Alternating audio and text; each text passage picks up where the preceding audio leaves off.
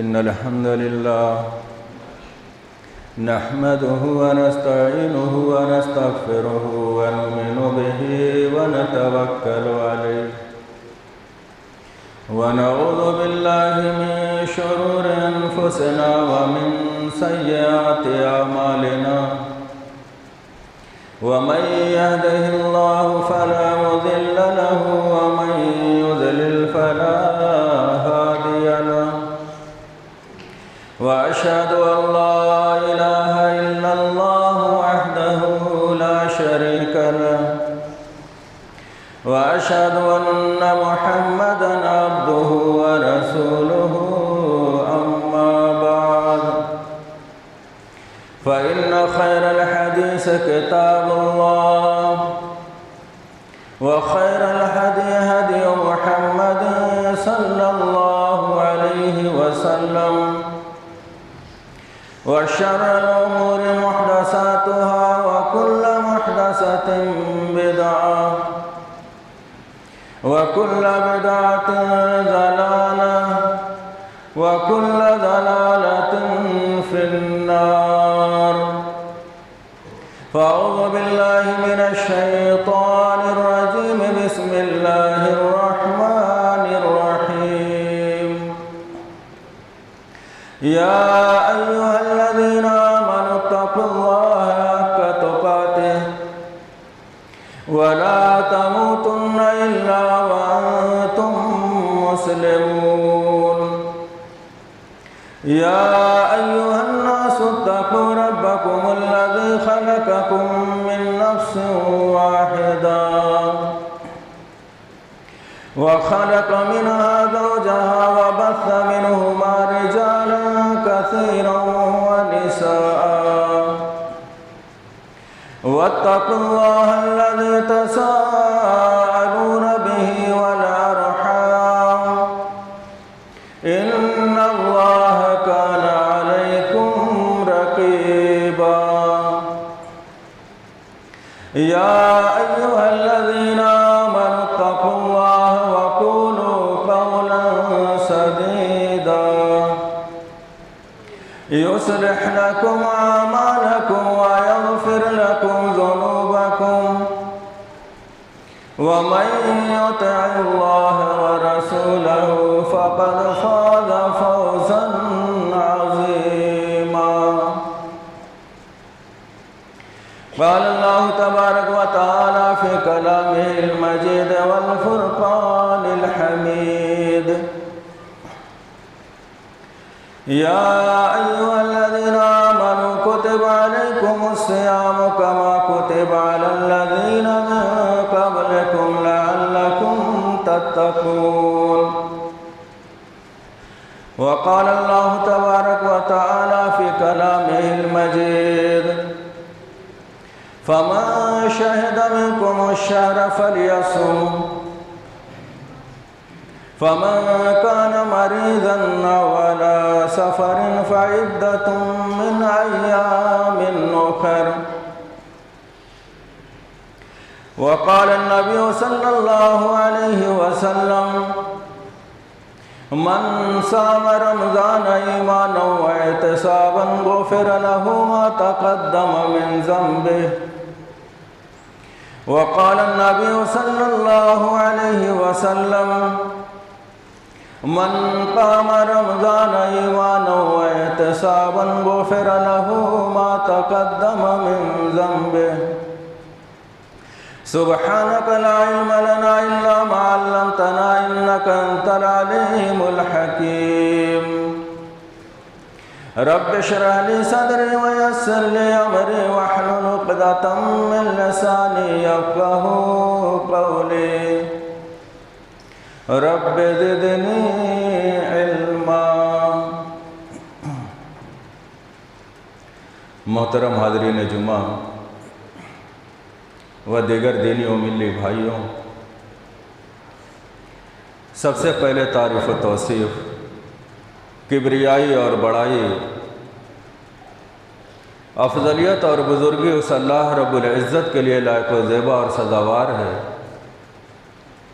جو اس کائنات کا خالق و مالک، رازق اور پالنہار ہے، جس کے قبضہ قدرت میں ہر قسم کا تصرف اور اختیار ہے، اور بے شمار درود و سلام و اس ہستی اقدس و مقدس پر جن کا نام نامی اسم گرامی حضرت محمد مصطفیٰ صلی اللہ علیہ وسلم ہے، جن کی بعثت ہم انسانوں پر اللہ رب العالمین کی سب سے بڑی نعمت اور سب سے بڑا اپہار ہے، اور جن کی زبانیں ترجمان وحی سے نکلا ہوا ایک ایک لفظ بلکہ ایک ایک حرف ہم انسانوں کے لیے تاریکی میں ایک روشن مینار ہے، اور جن کی رحمت للعالمین کا شاہد طائف کا بازار ہے۔ برادران اسلام، رمضان المبارک کا مہینہ ہمارے اور آپ کے اوپر عنقریب سایہ فگن ہو جائے گا، اور بشارتیں آپ نے سنی ہے اور ہر کس و ناکس کو معلوم ہے کہ جب رمضان کا مہینہ داخل ہو جاتا ہے، اذا دخل رمضان فتحت ابواب الجنہ،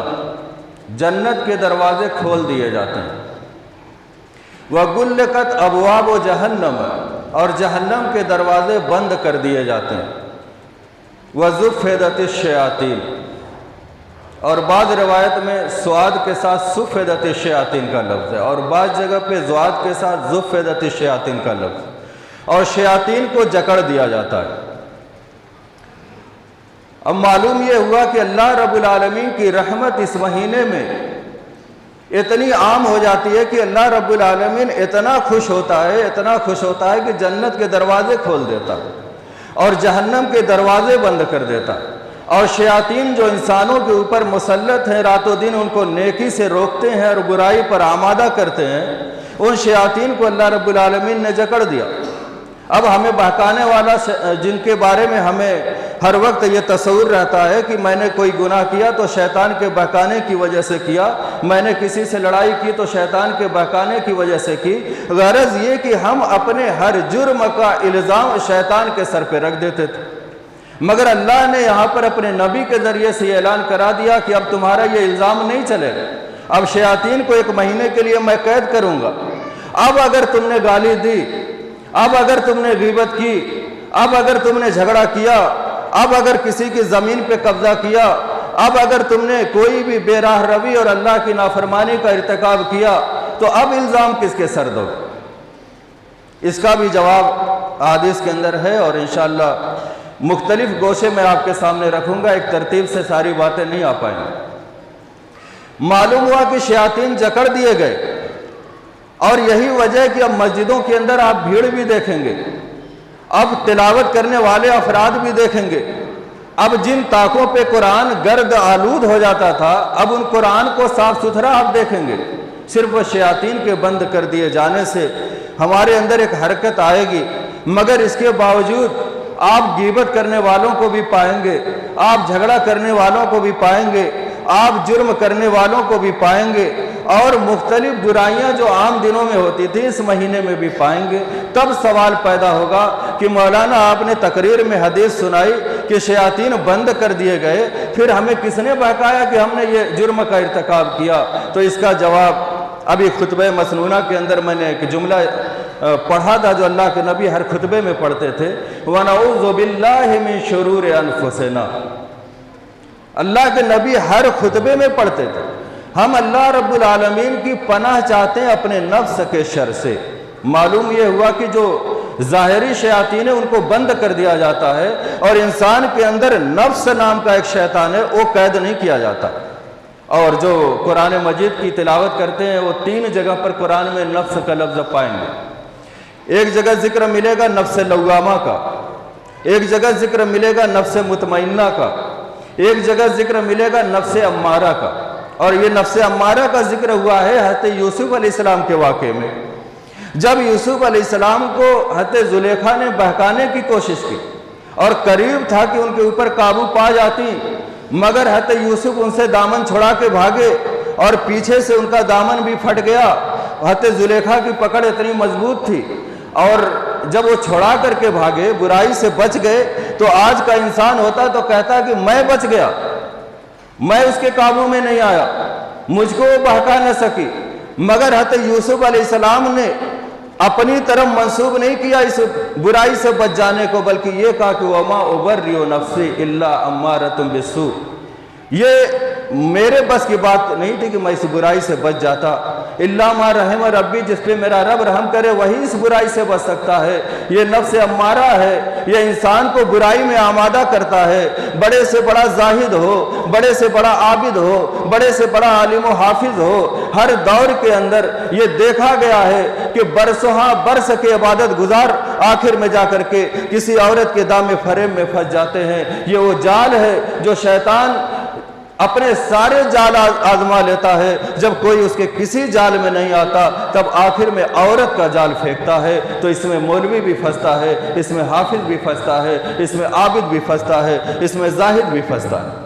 یہ وہ جال ہے، اور حدیث میں اللہ کے نبی نے فرمایا النساء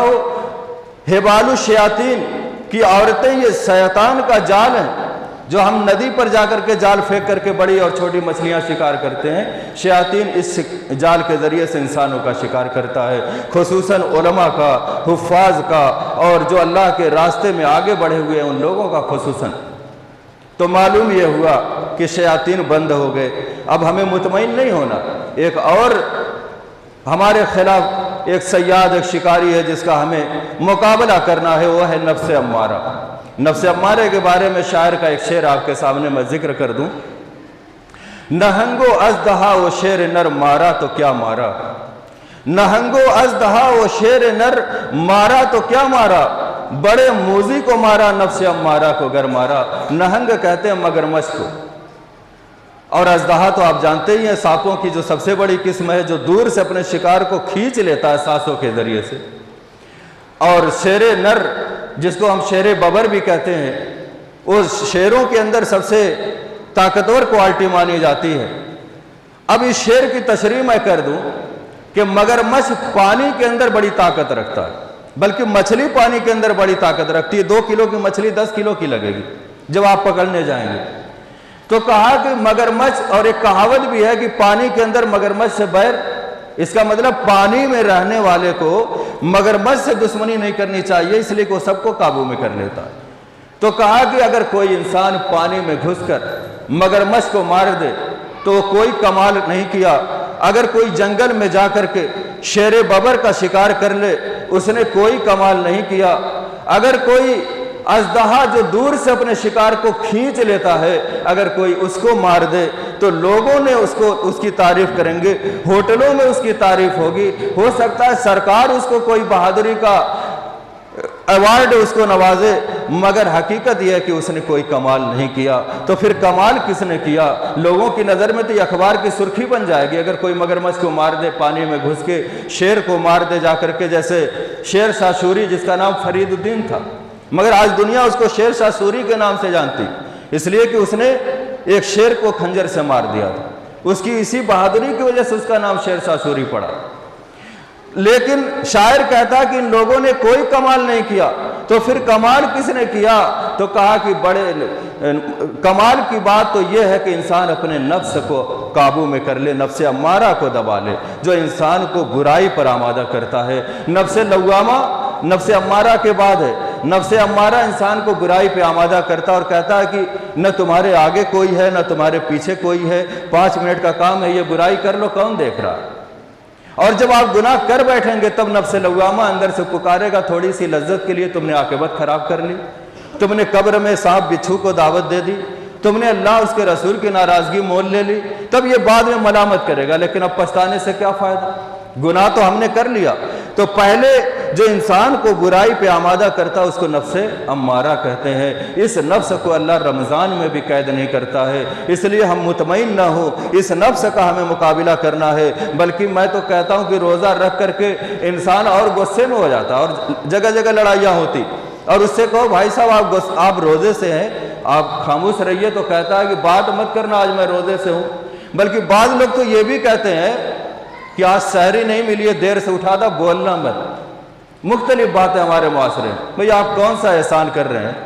اللہ کا عائد قرضہ ایک فریضہ جو آپ کے اوپر ادا کیا گیا، جس کے بارے میں اللہ نے فرمایا या अय्युहल्लज़ीना आमनू कुतिबा अलैकुमुस्सियामु कमा कुतिबा अलल्लज़ीना मिन क़ब्लिकुम लअल्लकुम तत्तक़ून। ऐ अहले ईमान, अल्लाह रब्बुल आलमीन ने तुम्हारे ऊपर रमज़ान के रोज़े फ़र्ज़ कर दिए गए जैसा कि तुमसे पहले उम्मतों पर भी फ़र्ज़ किया गया था। और इसका मकसद ये है कि तुम तकवा शियार बन जाओ, तुम परहेज़गार बन जाओ, तुम मुत्तकी बन जाओ। ये मकसद है रोज़े की फ़र्ज़ियत का। मगर रोज़ा रख करके हम तकवा शियार कहाँ बनते हैं? हम तो, हमारा गुस्सा तो और सातवें आसमान पे चढ़ जाता है। बल्कि आप इफ्तारी लेकर के बाजार से घर की तरफ लौट रहे हो तो ऐसे मनाजिर भी देखे गए। इफ्तारी का वक्त है जब अल्लाह के रसूल ने हुक्म दिया कि जब इफ्तारी से कुछ पहले दस्तरखान लगा करके उस पर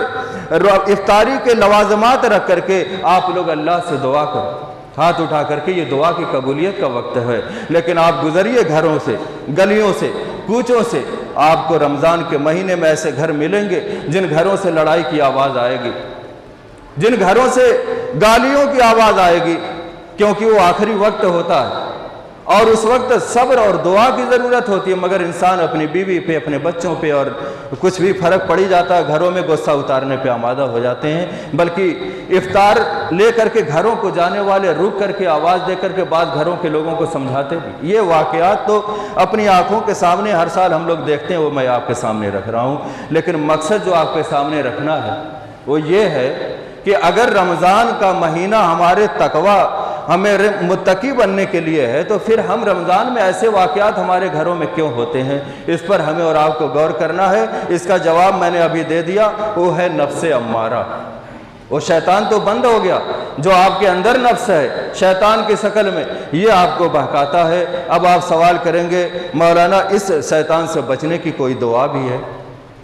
क्या? अल्लाह के नबी ने इस शैतान से बचने का कोई तरीका भी बतलाया है? तो इस सिलसिले में एक रिवायत आपके सामने मैं रखूं। हज़रत इमरान इब्ने हुसैन एक सहाबी, ये हुसैन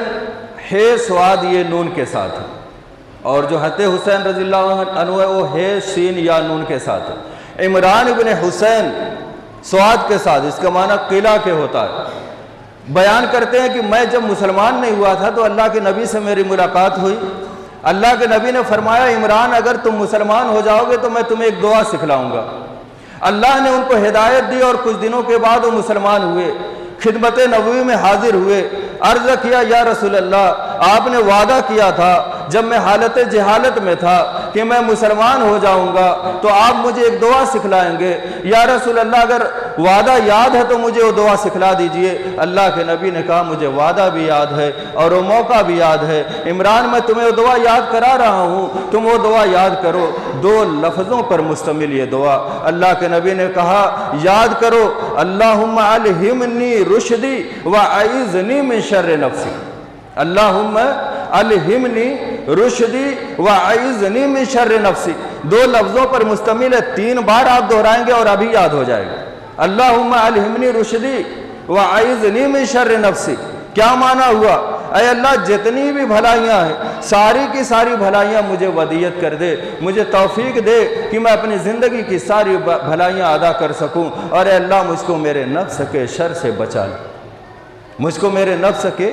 शर से बचा ले। ये है नफ्स का शर, बड़ा ख़तरनाक। यह ऐसा शैतान है जो रमज़ान में भी कैद नहीं होता, और यही शैतान है जो रमज़ान में आप देखेंगे गीबत करने वाले को तो ये नफ्स का शिकार होगा, लड़ाई करने वाले को इसी नफ्स का शिकार होगा, झगड़ा करने वाले को इसी नफ्स का शिकार होगा। हट्टा कट्टा होने के बावजूद रोज़ा न रखने वाले भी आपको नौजवान मिलेंगे, इसी नफ्स का शिकार होंगे। और रोज़ा रख करके इतराने वाले भी आपको मिलेंगे, इसी नफ्स का शिकार होंगे। 3 मरतबा कुरान को ख़त्म करने वाले और फिर उसको लोगों में बयान करने वाले और इतराने वाले मिलेंगे, इसी नफ्स का शिकार होंगे। इसलिए हमें शयातीन बंद हो गया, इस नफ्स के शैतान से बचने का पूरा एहतमाम इस महीने में करना।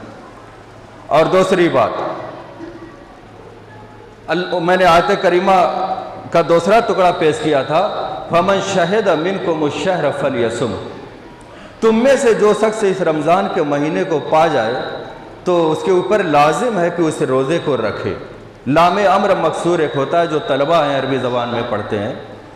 वो फलयसुम, लाम यहाँ पर अम्र का है اور امر کا صیغہ وجوب کو چاہتا ہے۔ اللہ نے فرمایا جو رمضان کا مہینہ پا جائے وہ رمضان کے مہینے کے روزے رکھے۔ یہ اس میں بظاہر ایک حکم ہے کہ اللہ نے کہا کہ جو پا جائے رمضان کا مہینہ اور روزہ رکھے، مگر علماء نے لکھا ہے کہ اس کے اندر ایک وارننگ ہے، اس کے اندر اللہ نے ایک دھمکی دی ہے۔ وہ کیا دھمکی ہے؟ اللہ نے کہا جو رمضان کا مہینہ پا جائے، اس کا مطلب کہ بہت سارے لوگ ایسے بھی ہوں گے جو رمضان کا مہینہ نہیں پائیں گے، اس سے پہلے موت اس کو اپنی آغوش میں لے لے گی، اس سے پہلے موت اس کا اپنا ترنے والا بنا لے گی۔ اور آپ سروے کیجئے اپنے علاقے کا، اپنے ضلع کا، اپنے گاؤں محلے کا، پچھلے رمضان میں جن سے آپ کی ملاقات تھی، اس رمضان کے آنے کے درمیان کتنے لوگ تھے جن سے آپ کی ملاقات ہوئی، بات چیت ہوئی، ان کے ساتھ آپ رہے، آج وہ آپ کے درمیان نہیں۔ اس کے اندر اللہ نے ایک دھمکی دی ہے، جو رمضان کو پا جائے وہ کوئی عذر اور بہانہ نہ کرے۔ اگر اس کے ہوش و حواس صحیح سالم ہے، اس کی اعضاء و جوارح صحیح سالم ہے، طاقت و قوت اپنے اندر موجود پاتا ہے، تو وہ کوئی بہانہ نہ کرے۔ یہ 30 گنتی کے روزے ہیں، چند دن ہیں، آنن فانن میں یہ گزر جاتے ہیں، بلکہ ہم ہی میں سے بہت سارے لوگ کہتے ہیں کہ اتنی جلدی رمضان گزر گیا پتہ نہیں لگا، اتنی جلدی رمضان چلا گیا پتہ نہیں لگا۔ یہ گنتی کے چند دن ہیں، مگر ہم لوگ سفر پہ بھی جاتے ہیں رمضانوں میں چندے کے لیے، اور جب کہیں پہ اترتے ہیں تو اکثر ایسا ہوتا ہے کہ بھوک لگی ہوتی ہے، پہلے ہوٹل میں جاتے ہیں، اور سفر میں کبھی ایسا بھی ہوتا ہے کہ روزہ نہیں رکھتے ہیں اور سفر والوں کو چھوٹ بھی ہے۔ اور جب ہم لوگ ہوٹل میں جاتے ہیں تو سب باڈی بلڈر لوگ اس میں بریانی کھاتے ہوئے ملتے ہیں، یعنی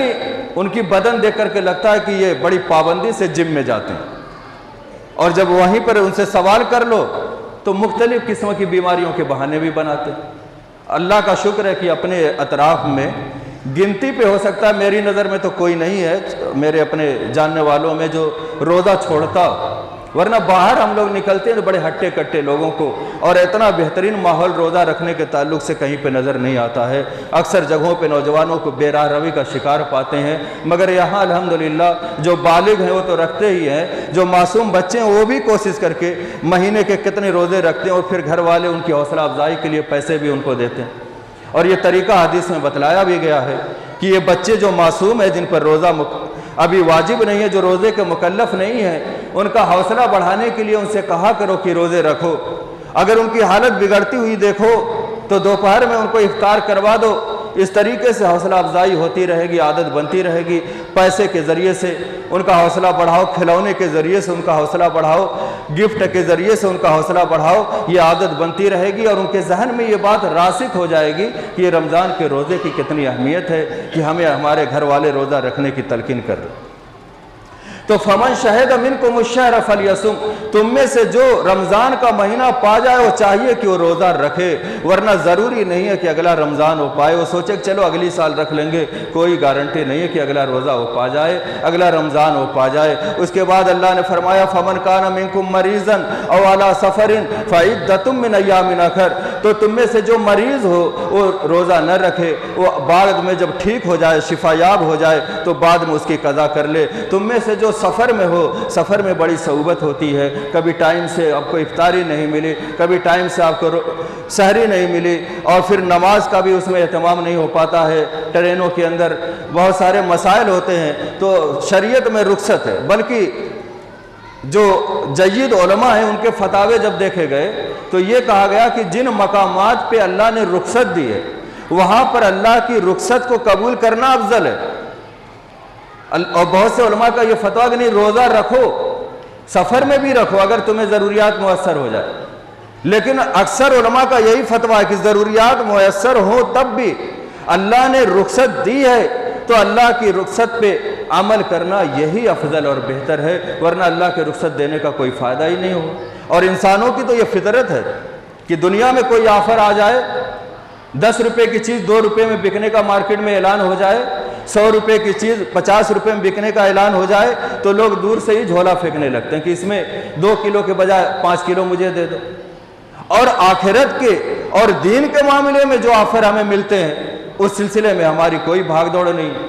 تو چاہیے کہ ہم جو ابدی زندگی لازوال زندگی ہے اور جس زندگی کے لیے اللہ نے ہمیں برپا کیا ہے بحیثیت مومن بحیثیت مسلمان، ہمیں اللہ کے آفر کو قبول کرنا چاہیے۔ بہرحال ایک تجربے کی بات میں آپ کے سامنے رکھوں کہ عہد صحابہ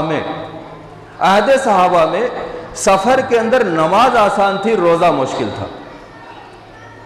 نماز آسان تھی، روزہ مشکل تھا، اس لیے کہ پرائیویٹ سواریاں ان کی اپنی اونٹ گھوڑے کی ہوتی تھی، نماز کا وقت ہوا وہاں پہ رکے نماز ادا کر لی۔ اور روزہ ان کے لیے مشکل تھا، صحرائی سفر ہوتا تھا اور دھوپ تپش ہوتی تھی۔ صحراؤں میں جو لوگ گئے وہ جانتے ہیں کہ اس کی تمازت کیا ہوتی ہے، اس میں روزہ رکھنا مشکل ہوتا تھا، عرب میں پانی کی بھی قلت تھی۔ مگر آج کے دور میں، اس دور کے بنسبت آج کے دور میں نماز مشکل ہے، روزہ آسان ہے، اس لیے کہ ٹرینوں میں بھی پکار لگاتے ہیں سموسے والے الگ آ کر کے، اور باقی کھانے پینے کی چیزیں بیچنے والے، اسٹیشنوں پہ گاڑی رکتی ہے، سارے کے سارے اندر گھس جاتے ہیں بیچنے والے، تو کھانے کے لوازمات سفر میں ہمیں میسر ہو جاتے ہیں آسانی سے۔ مگر نماز کا مسئلہ ہے، ٹرین کھسا کھس بھری ہوئی ہے، اب اس میں آپ دکھائیں گے کہ میں نماز پڑھنا چاہتا ہوں، پڑھنے کے لیے آپ دیکھتے ہیں کہ ٹرین بھی جیسے ندی میں کشتی ہلکورے لیتی ہے، ایسے ٹرین بھی ایسے کرتی ہے۔ اب آپ نماز پڑھنے کے لیے کھڑے ہوئے اور مختلف مذاہب کے لوگ ہیں، اور آپ کھڑے تھے نماز پڑھ رہے تھے، ہلکورے لیے آپ گر گئے، آپ کا مذاق بنے گا، دوسرے لوگ آپ کو ہنسیں گے۔ پڑھنے والے پڑھتے ہیں، تبلیغی جماعت کے لوگ تو اسی میں کھڑے ہوتے ہیں، گرتے پڑھتے ساری باتیں ہوتی رہتی ہیں، مگر یہ مذاق نہیں بننا چاہیے۔ بہتر یہ ہے کہ آپ اپنے مقام پہ پہنچ جائیں، قضا نمازیں آپ وہاں پہ پڑھیں اور مذاق بننے سے اپنے کو بچائیں۔ ہاں، ٹرین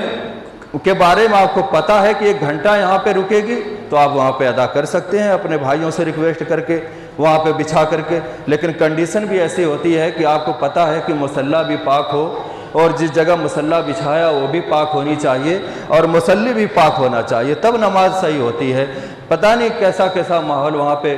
مختلف مذاہب کے لوگ وہیں پہ بچوں کو لے کر کے بہت ساری باتیں ہوتی، تو یہ ایک مسئلہ آپ کے سامنے۔ فمن کان منکم مریضا، جو مریض ہو وہ بعد میں قضا کرے، جو سفر میں ہو وہ بعد میں قضا کرے۔ مریض 2 قسم کے ہوتے ہیں، مریض ایک وہ ہے جو وقتی بیمار ہوتا ہے اور پھر ٹھیک ہو گیا وہ بعد میں قضا کر لے، ایک دائمی مریض ہوتا ہے جس کے بارے میں تجربہ کار ڈاکٹروں نے یہ کہہ دیا کہ یہ دائمی مرض ہے، یہ جیسے شوگر کی بیماری ہے اور اس قسم کی بہت ساری بیماریاں ہیں۔ ایسے مریض کیا کریں؟ اس سلسلے میں علماء نے لکھا کہ ایسے مریض روزہ نہیں رکھیں گے، بلکہ روزے کے بدلے میں روزانہ ایک مسکین کو کھانا کھلائیں گے۔ کھانا کیسا کھلائیں گے؟ روزانہ وہ جیسا کھاتا ہے، ایسا نہیں کہ وہ 40 روپے والا روز چاول کھاتا ہے تو مسکین کو یہی جو گلے پہ بڑھتا ہے راشن والا بھیج دے، بلکہ حدیث میں یہ تاکید ہے جیسا کھاتے ہو ویسا ہی کھلاؤ۔ اس سے بہتر کھلانے کی استطاعت ہے تو کھلا سکتے ہو، لیکن اس سے بدتر نہیں کھلانا، اس سے بدتر نہیں کھلانا۔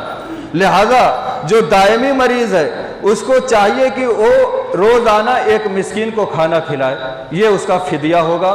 اور جو خواتین ہیں ان کے ایام مخصوص کے اندر جو روزے چھوٹ جاتے ہیں وہ بعد میں اس کی قضا کریں گی۔ کچھ خواتین ایسی ہیں جو حمل سے ہوتی ہیں، کچھ خواتین ایسی ہوتی ہیں جن کی گود میں بچہ ہوتا ہے، دودھ پیتا بچہ ہوتا ہے، ان عورتوں کا بھی اسلام نے خیال کیا۔ اور اسلام تو وہ مذہب ہے جس نے ہر انسان کو اس کے ہر وقت کے حالات کے اعتبار سے اس کے لیے مسائل بتائے ہیں۔ اتنا احسان انسان پہ کسی بھی مذہب نے نہیں کیا جتنا مذہب اسلام نے کیا ہے۔ اگر عورت دودھ پلا رہی ہے بچے کو، دودھ پلانے سے اس کے اندر کمزوری آ رہی ہے، روزہ رکھنے میں دن میں اس کو چکر آنے لگتے ہیں، ایسی عورت کو حکم ہے کہ وہ روزہ نہ رکھے، بعد میں روزے کی قضا کر لے۔ حاملہ عورت ہے، حمل کی حالت میں عورتوں پہ بہت سارے مراحل آتے ہیں اور اسی وجہ سے ایک ماں کا درجہ بھی ہے۔ اس پوزیشن میں اگر روزہ رکھنے میں اس کو دقت ہے، بچے کو کوئی نقصان پہنچنے کا خدشہ اور خوف ہے، اور ڈاکٹر سے مشورہ کرنے کے بعد وہ کہے کہ تمہارے لیے روزہ رکھنا خطرے سے خالی نہیں ہے، تو ایسی حمل والی عورت کو بھی چاہیے کہ وہ روزہ نہ رکھے، بعد میں اس کا قضا کر لے۔ یہ سارے مسائل ہیں اسلامی، جو فضائل اور مسائل دونوں میں نے آپ کے سامنے رکھے۔ اب 2 حدیثیں رہ گئی جو خطبہ مسنونہ کے بعد پڑھا تھا، مختصر حدیث پڑھی تھی، ایک لفظ کی وہ آپ کے سامنے رکھ کے بات ختم کروں۔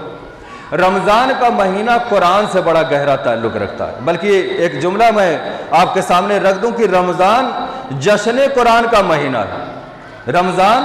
جشن قرآن کا مہینہ ہے، رمضان کے مہینے میں اللہ نے قرآن کو نازل کیا، تو اس مہینے میں کثرت سے قرآن پڑھا جائے۔ جو لوگ حج کرنے جاتے ہیں تو حج کے اندر جتنے بھی اعمال وہاں پر لوگ کرتے ہیں وہ ساری چیزیں آ کر کے یہاں بھی آپ کر سکتے ہیں، مگر ایک عمل ایسا ہے جو آپ یہاں نہیں پائیں گے۔ وہ کون سا عمل ہے؟ وہ ہے طواف، بیت اللہ کا طواف۔ اس لیے حاجی جاتے ہیں تو بہت سارے حاجی جاتے ہیں تو خوب نوافل نماز پڑھتے ہیں، لیکن حقیقت یہ ہے کہ جو لوگ حج کو پہنچ جائیں، عمرے کو پہنچ جائیں، ان کو چاہیے کہ وہ طواف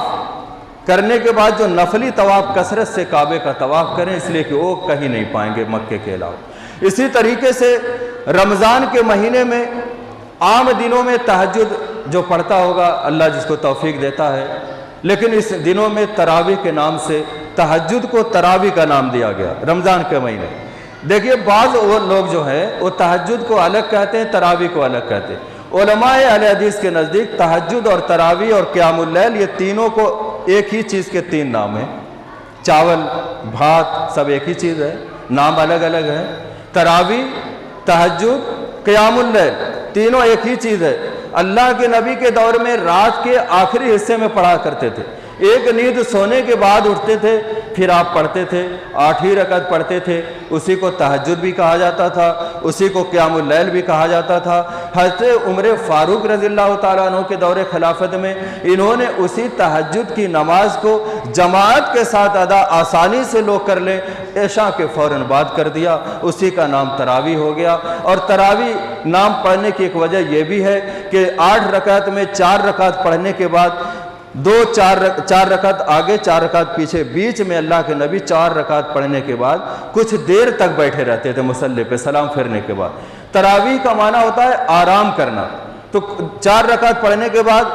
کچھ دیر تک آپ ٹھہرے رہتے تھے، آرام کرتے تھے، اس لیے کہ لمبی قرات ہوتی ہے، لوگوں کے پاؤں بھی سوج جاتے تھے یا اس میں کچھ تکلیف محسوس کرنے لگتے تو کچھ دیر آپ آرام کر لیتے تھے، اس لیے اس کا نام تراویح پڑا۔ لہذا آج بہت سارے لوگ اعتراض کرتے ہیں کہ اہل حدیث اللہ کے نبی صلی اللہ علیہ وسلم کے ہر عمل کی اقتدا کرتے ہیں، تو اللہ کے نبی نے تو تراویح 3 دن جو پڑھائی تھی صحابہ اکرام کو تو رات کے آخری حصے میں پڑھایا تھا، تو تم لوگ آخری حصے میں کیوں نہیں پڑھتے، عشاء کے فوراً بعد کیوں پڑھتے ہو؟ تو ان کو جواب یہ دیا جاتا ہے کہ حضرت عمر فاروق رضی اللہ تعالیٰ عنہ نے اس چیز کو عشاء کے فوراً بعد عوام کی سہولت کے لیے لاگو کیا تھا، اور اللہ کے نبی نے اپنی زندگی میں ہر موقع پر عوام کی سہولت کا خیال کیا ہے، حتیٰ کہ اللہ کے نبی نے فرمایا کہ اگر میری امت پر مشکل نہیں ہوتا تو ہر نماز کے وقت وضو کے ساتھ میں مسواک کو بھی واجب کر دیتا، مسواک کو بھی واجب کر دیتا۔ اللہ کے نبی نے امت کی سہولت کا اتنا خیال کیا کہ آپ کی خواہش ہوتی تھی کہ میں نماز کو لمبی قرات کروں، مگر پیچھے سے بچوں کے رونے کی آواز آتی تھی، اور اللہ کے نبی کہتے ہیں میں یہ سوچتا تھا کہ کہیں ان کی مائیں فتنے میں مبتلا نہ ہو جائیں، اور میں نماز کو ہلکی کر دیا کرتا تھا اور جلدی سلام پھیر دیتا تھا تاکہ وہ اپنے بچے کو گود میں اٹھائے۔ اور بے شمار اس کی مثالیں ہیں، اللہ کے نبی نے ہمارے لیے سہولت کا خیال کیا، تو مزاج رسول کا پاس و لحاظ کر کے حضرت عمر فاروق نے رات کے آخری حصے کو کھینچ کر کے لا کر کے ایسا بات کر دیا۔ ہاں ایک